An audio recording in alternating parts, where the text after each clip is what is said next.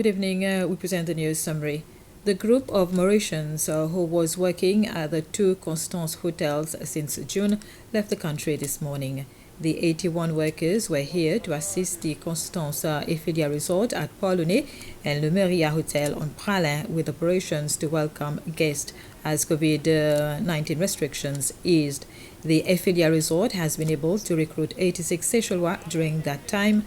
The general manager of Le Meria Hotel said that he is satisfied with the support received from the group of Mauritians. I think in terms of COVID, during this situation, a lot of things are happening, and it was great that we could find a quick and inventive solution to tackle this problem. But it was a punctual problem. The hotel was pretty full with a lot of very demanding guests expecting excellence, and we had a strong shortage of team members, which did not allow us to maintain those standards. So when they came here, it was like a plug and play, if I can say. We just had to train them a little bit, just explain them how we do things here, particularly in Constance Le Meria. But they already knew how to work, and they already knew how the Constance standards work and apply. So that was really quick for them to integrate the operation and be effective in their work. A Seychellois scientist has shown that mangrove forests on Aldabra are bucking the worldwide trend of shrinking by getting bigger area. Annabelle Constance research for a leading science journal reveals the mangrove colonies have enlarged by 60 hectares over the last 2 decades. That's good news for our ecology here, but less good news is what it tells scientists about mankind's effect on the natural world.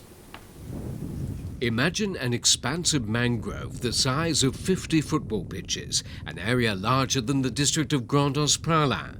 That's how much has grown along Aldabra's shores over the past 21 years. For the researcher behind the study, mixed feelings.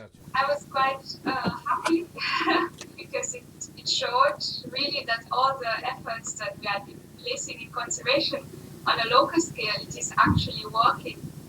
But then also a bit disappointed that in spite of the good news, they are still very much threatened.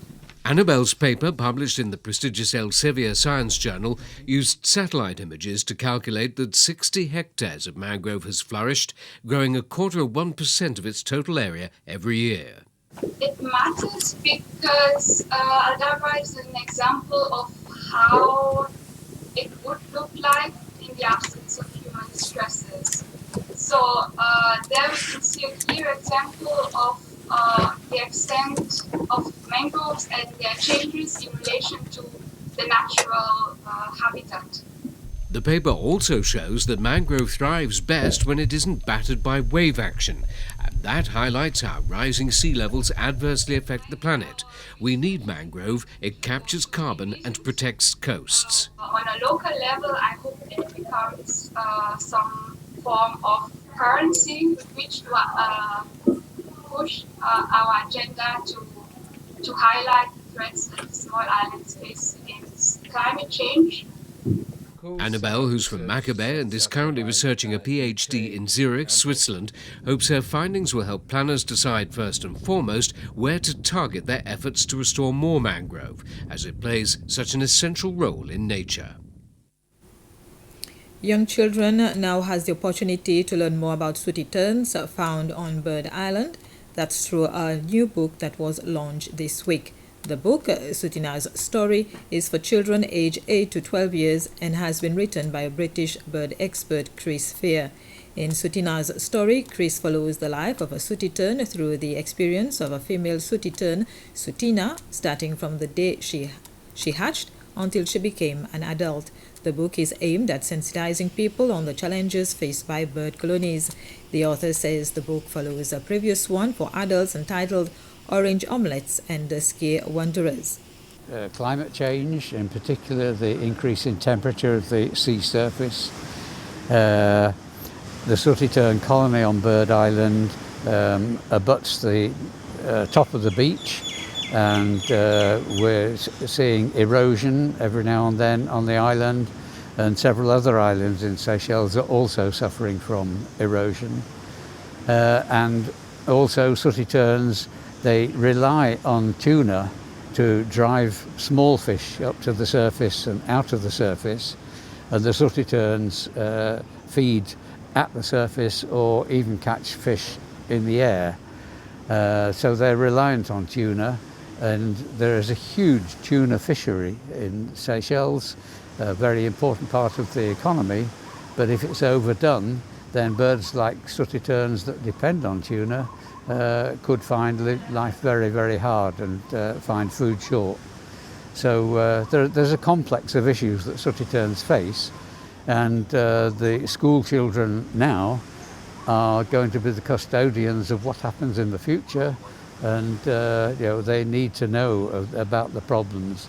So I'm hoping that the book embraces all these different aspects in a simple way that they can understand. Red Cross has organized a refresher course for all its first aid instructors in the face of changes on how first aid is administered due to the COVID-19 pandemic. Around 15 instructors follow the one-day training to equip themselves with the latest first aid techniques. Every 5 years, the International Federation of the Red Cross reviews its first aid guidelines. The International Federation of the Red Cross has also certified Mrs. Kudet-Sevina, who is a first aid instructor, as someone who can evaluate Red Cross societies around the world in order to receive their necessary accreditation. Around 10 elderly residents of the English River Elderly Home had the opportunity to check their eyesight today. This is part of a program organized by the Lions of Seychelles together with the help of Optics Seychelles. The program aims to detect and address any eyesight problems among the elderly community. 2 other homes have already benefited from the program. That's Plaisance and the La Retraite homes. Lions of Seychelles and Optics Seychelles hope to reach all the elderly homes as part of requirements by the United Nations. The United Nations have realized that there is a need to focus on vision, and 193 countries came forward in United Nations to pass endorse a resolution where everybody's health in the world should be protected at any cost, and we've decided that this will be a nationwide project covering all the elderly homes. We have done 2 homes already where we are screening the elderly residents, and then depending on the outcome of the examinations and screening, we've been providing them free glasses. This was the news summary. Thank you for your attention.